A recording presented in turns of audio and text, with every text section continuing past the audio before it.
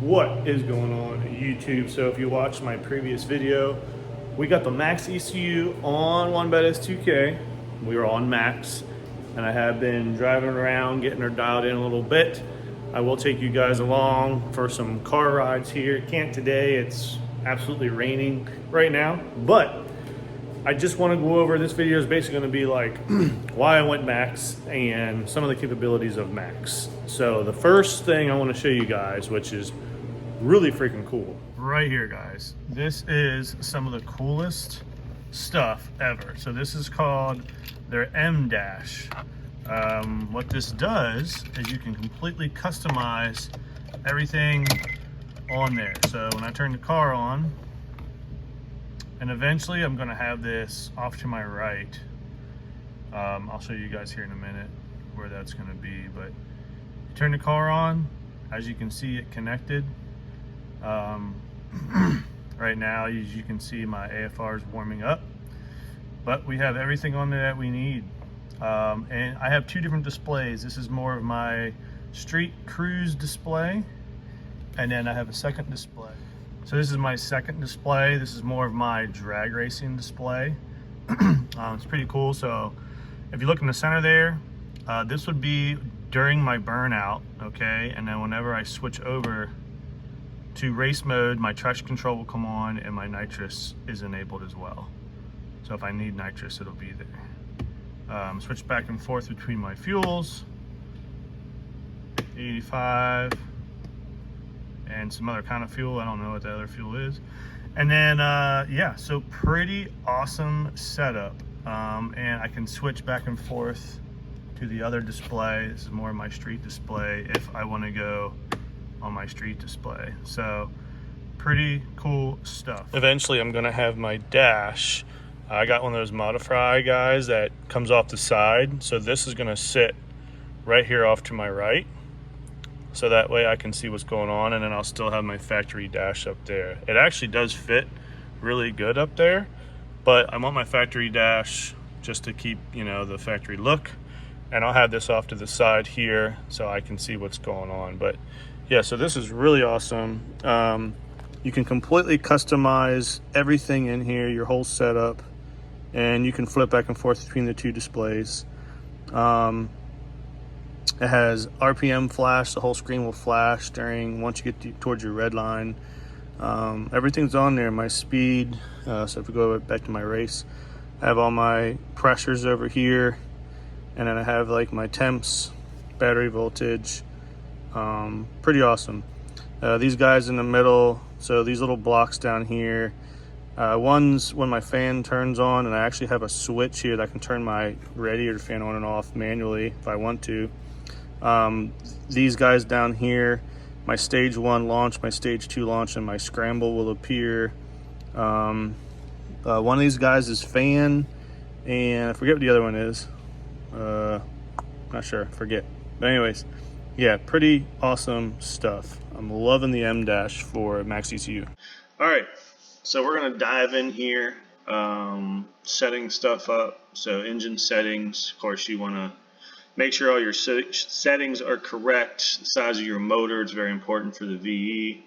You can set up how the logging, so this is your internal logger. You can set up many channels here. You even set the log rate, so stuff that's not as important, you can log slower. Stuff that's more important, log faster. So yeah, pretty awesome. Bluetooth settings is, of course, how we get the M Dash to work. So anything that the ECU is seeing, it transfers over to M Dash, which is really sweet. M-Tune settings, so this is going to be, you know, converting it back over to English, PSI, mile per hour, etc. So getting into some cool stuff here. So of course, you know, you have your rev limits, your boost cuts, your air to fuel ratio cuts, EGT power cuts once we get our EGTs in. So really cool stuff here. Oil pressure, etc., etc. Pretty standard stuff here on your limits. Going over to fuel, of course, you're going to want to put V, and then I have a table here for my different stoichiometric ratios for my 2 different fuels that I use. Make sure you have your injectors in. So this is all very basic kind of stuff. This is not going to be an instructional basic video.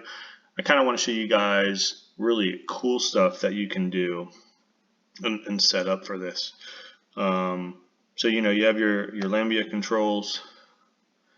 This is how it's going to, you know, trim fuel, add fuel, stuff like that. So just your basic kind of stuff, and I even think the software itself is pretty nice. You know, you have this scroll table over here that pretty much, you know, it's very easy to find stuff. You have your fuel, your ignition, idle control. Motorsports is going to have launch controls, rolling launch controls, and power management and stuff.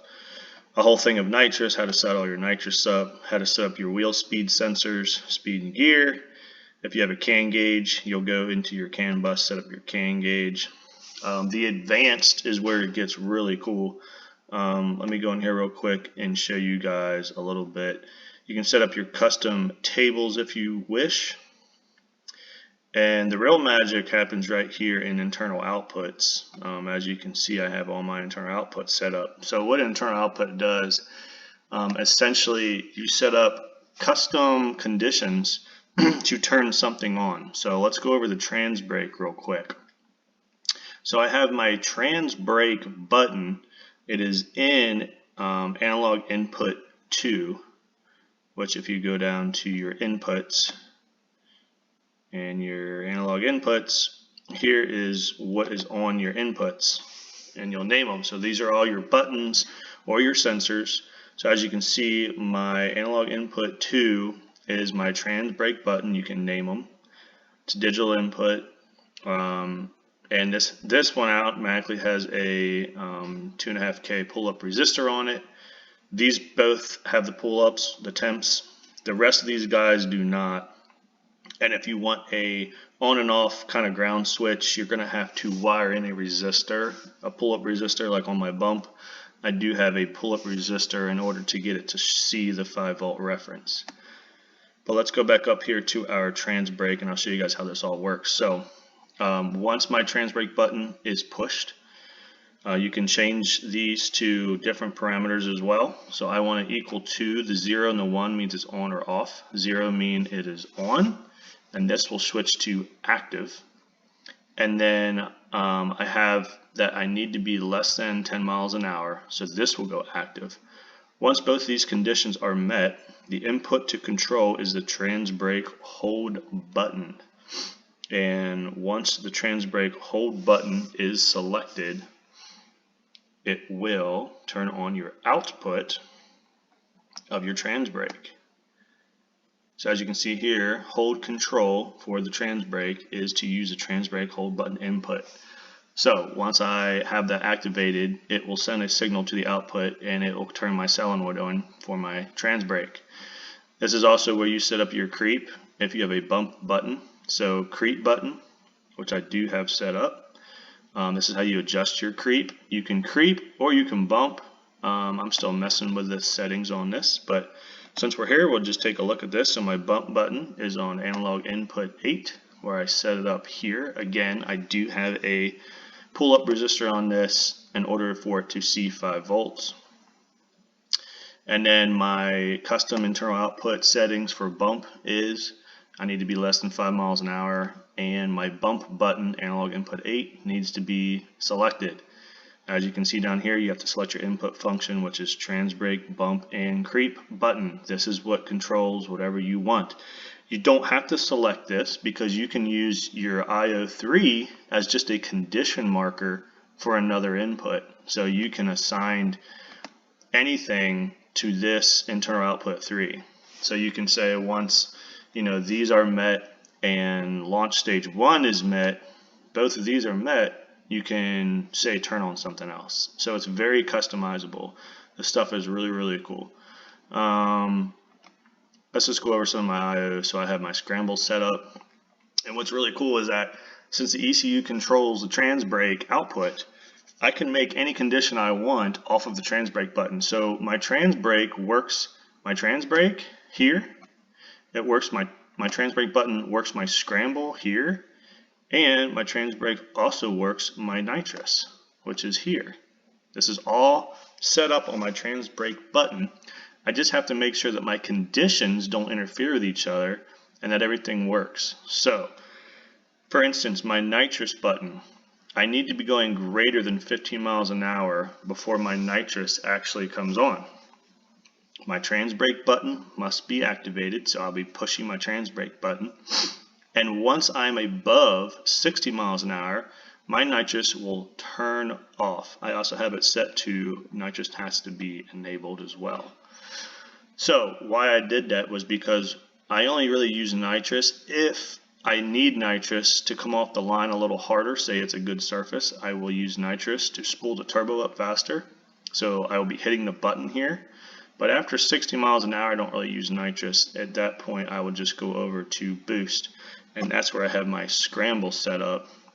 So as you can see, VSS greater than 60 miles an hour. So nitrous will actually turn off and it'll convert over to a scramble situation.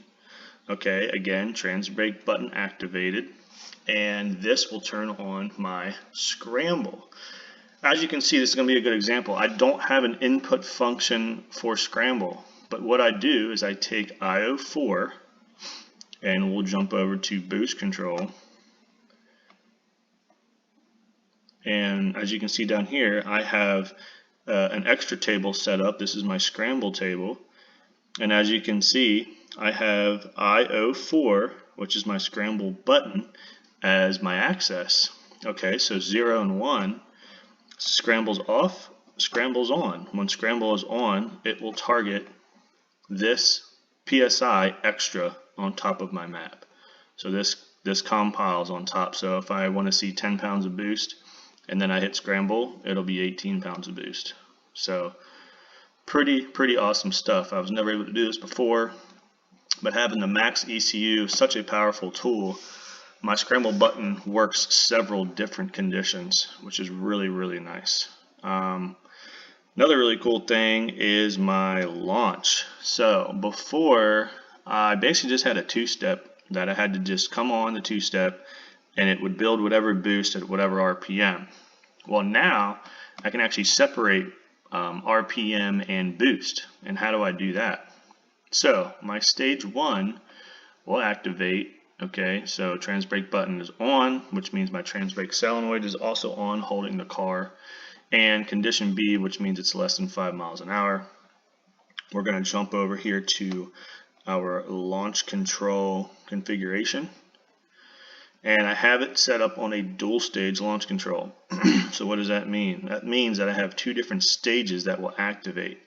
My first stage will activate immediately, and I have a RPM limiter at 7,500, which means it won't go above 7,500, but it will continue to push through the trans brake until 7,500.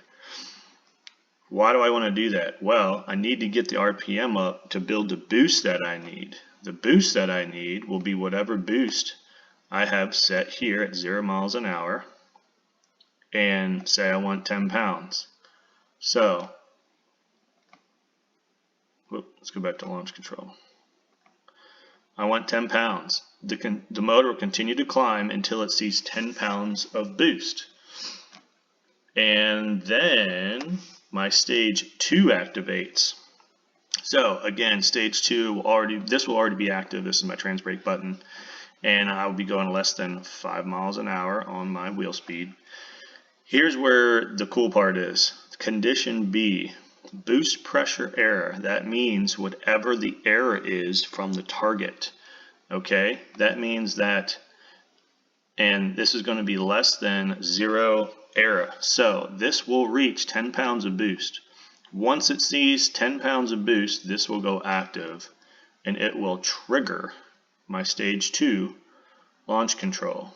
My stage 2 launch control is 4,200 RPM. So it's not going to care at what RPM needs to get to build that boost, but once that boost is built, the limiter will drop to 4,200, and that will be my launch RPM. So Really cool for small motors, big turbos. Get the spool, get the turbo spinning, get that RPM or get the boost that you need, and then you can drop the RPM down to a reasonable RPM so you're not shocking the tires so hard on the leave. Then you can bring in your power management, which will be your timing retard. So we have our 0 to 3 seconds. This is time after launch. It will see when you release the trans brake. And this is your degrees of timing that you're going to pull out of the car during the launch. And this is all real rough still, guys. I haven't even really tested or anything yet, but I'm just kind of putting in rough numbers to see. But this is your degrees that you're going to pull off of your main ignition table. So if we go to ignition table here, you can see that it, 15, 10 pounds at 4,000, I'll be at 28, probably 25 degrees. We'll be in the middle of this block. And with power management, you'll be pulling 14 degrees off of that. So you're only going to be having, 8, 9, 10 degrees of timing on the hip. So something else that I did not have, I never had this launch degrees in time. So I've never had this before. So it's going to be super nice. You can also set up a cut table, which I won't do on this because I don't really want to cut ignition on the launch. I just want to get rid of some timing to make the power delivery a little softer. So pretty awesome stuff. And then you can also, of course, we have our traction control and our target slip. So with wheel speed data, you can actually have slip. Let's go on in here and open a log. Alright, so I'm going to show you guys a really quick log. So this was, I was rolling here. So this is a roll. Here you can see when I go full throttle, right here. Okay, so this yellow line here, this is my slip percentage. And how it gets that is this red and blue line. The blue line is my undriven, so that's my front wheel. The red line is my rear tire. So as you can see here, they start to separate right here. And as they separate, the slip increases. So you can see I have 7% slip, and then it gets to 15, 16, and this blue line is my target slip. So I want to keep slip under 10% in this example. Once it starts seeing over 10%, you can see here it starts to reduce your timing. So you can see your timing being pulled. And you can see here this purple line is the amount of degrees. So it's pulling 2 degrees there, 2 degrees there, 3 degrees there, 3 degrees there. And then once the slip comes down, your RPM will continue to climb. It's under 10%. No more timing. As you can see here, this is my timing. I'm at 22, but then it starts pulling. So it's 19, 18, 18 degrees, 18 degrees. And then once slip goes away, it puts your timing back in and you're back on, full power again. So this is just a really cool example of how wheel speed data uses traction control. I don't always use traction control. Traction control can really slow you down, especially if it's not set up right. Just having wheel speed data is huge for drag racing because you can really see where you're starting to slip at during the pass. So you can add power, take away power, so it's very useful. And I've never had this before. I've always just tuned off of what I feel in the car, which is not the greatest because you really don't know if you're slipping or not sometimes, especially if the car's tracking really straight. So having this data for next year is going to be massive, massive, massive. Another really cool thing in Max is you can set up these math channels. So I have gas air to fuel ratio until I start to really learn lambda tables and stuff, which I already am starting to learn. But it's really nice to see the normal gas air to fuel ratio because I've been so used to it for so many years. So all you do is a math equation to get the gas air to fuel ratio, which is basically your lambda table, and you're multiplying it by 14.7 because that is the stoichiometric ratio of gas, and that will throw out your air to fuel ratio in gas air to fuel. I could also do this with E85 if you're used to looking at E85 air to fuel ratios, but most people are used to gas scale. So we decided to do this just so I can kind of compare and see what I'm looking at. Of course, we do the computer does tune in lambda because of course lambda is a universal and it's much easier to tune in Lambia. But this is nice to just kind of see where you're at in the gas scale just for a quick look. Jason is working on horsepower and foot-pounds math channels, trying to see if we can get it to actually view horsepower, which would be really cool. So he's working on that right now. I don't know how he comes up with that stuff. That's way over my brain power. Down here you can see we have all of our outputs configurations. So you need to tell it, what pin in your outputs. So trans brake solenoid, my dump valve for my trans. You can set up your check engine lights, and that can come on and off for certain things. Here's your idle, RAC, my fuel pump for my filler tank, radiator fan. So yeah, this is just all your normal output stuff. Pretty basic, simple stuff. You can control, your radiator fan control, when it comes on, when it goes off, trans brake control, dump valve. So yeah, just kind of your basic stuff in here. And then your bottom block here, your tuning block, will come up your VE table, your Lambia tables, and your ignition. And you can also come in here and add stuff. Like here I added a boost fuel add table. Above 6,500 RPM, I have some fuel added. This is basically adding some fuel in first gear. So over here I have my driven wheel speed average, and above 80 miles an hour, well 85, I have 0. And this is basically because right around 80 is where I shift to high gear, and air to fuel ratio is richer in high gear. So I have this to kind of get first and second kind of the same. But yeah, I was just playing around with it, seeing how it works. And ignition table, spool ignition. So this is a table to add ignition for when I'm spooling up on the trans brake. So that's also something that I set up. Pretty basic table.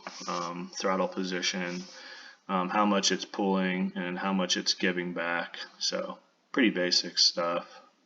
So this is obviously my activate button on my 4D access. You can add these access, you can change everything on these tables. They're completely customizable. Really, really cool stuff. And that's one thing I like about the Max, is how customizable this thing is. I mean, it's completely customizable. Here I have, my race switch, which controls my fuel pump, a lot of different things. But here I have my higher boost settings versus my lower boost settings set up on a 4D access as well. I have not dialed in my Mac valve yet because my Mac valve actually took a crap on me. So these are all 0 settings, but once, it's all in open loop right now. Once this gets dialed in, we'll be switching over to closed loop, and closed loop is when it can actually correct for, say, if it's colder out, it'll take some duty away. If it's warmer, and add some duty depending on where your boost is at. So really, really nice stuff. But for now, we'll be on open loop until we get it dialed in, which I am waiting on a Mac valve for that. And speaking of Mac valves, today we're going to be doing a little bit of a wastegate spring change. We're going to be doing a wastegate spring change. Basically, that is so right now, my wastegate's like 23 pounds. And I did that just because I wanted more spring pressure down low to get the turbo spooled. And also, I was really launching at a set RPM, and it really wouldn't build any more than whatever that RPM was. But now that we have more control of boost, I want to be able to go to a lower gate spring so I can control the boost more on the two-step. So that way I can leave on what boost I want and ramp the boost back in. So we're going to take the wastegates off, take some springs out, and get that set up.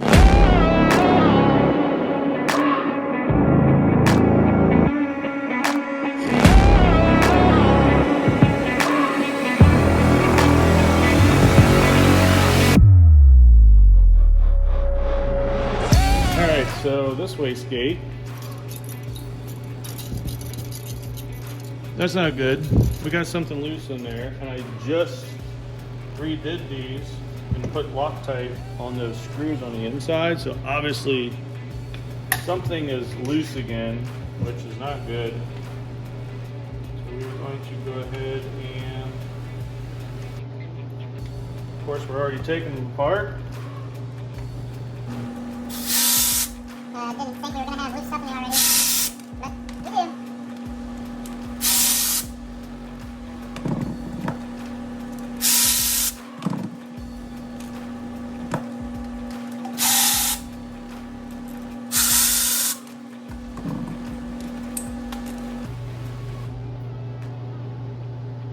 All right, all of my set screws literally just fell out. So that's awesome. And one went on the floor. So let me find that. 20 minutes later. Found it. It's underneath my bench. I found it quick. Not really. Took forever. But I did find it. What's really weird is that I'm not sure why it did that.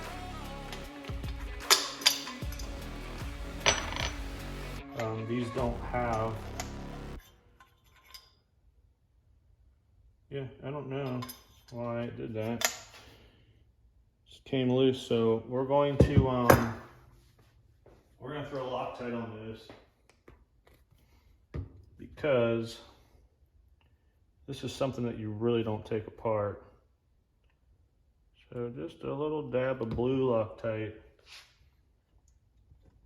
Like, I'm almost wondering if, like, I didn't thread these in all the way or something. Like, it's quite strange to me that all four would loosen up. I'm wondering if I forgot to tighten them, honestly.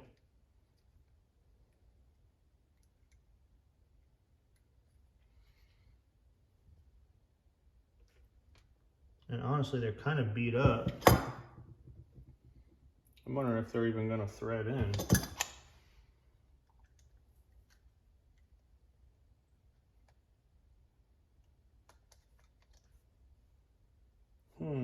So they're beat up from bouncing around in there. The threads are all beat down. Yep. These are all beat up. Well, I'm not using those. I guess I need new set screws. So it turns out they both were loose. The one, they stayed in, but they were loose. This one, they fell out. And I don't know if you can see, but that one's a bad example. This guy, let me see if I can zoom in. Threads are all beat up, so they're not gonna thread back in. So I gotta run to the hardware store. They told me they have metric, so we'll see if they do. But I went ahead and just blue Loctited these in. Hopefully they stay put this time. We got our springs out.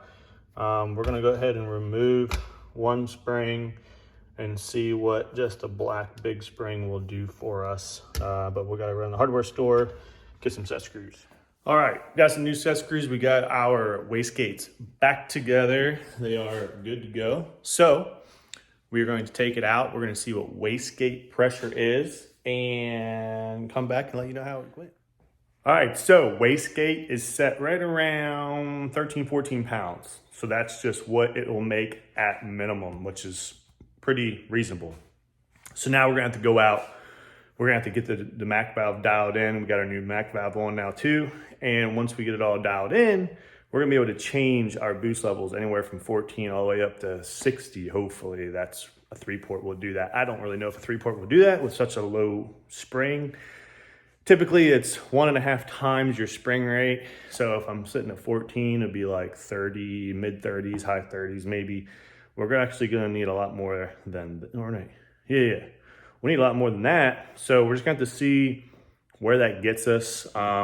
I had a 20 some spring in it before, and I was able to get, 45, 50 sometimes. So we're just going to have to see where it gets us. I don't want to move to a 4-port. A 4-port will give you more, up and down when it comes to boost levels.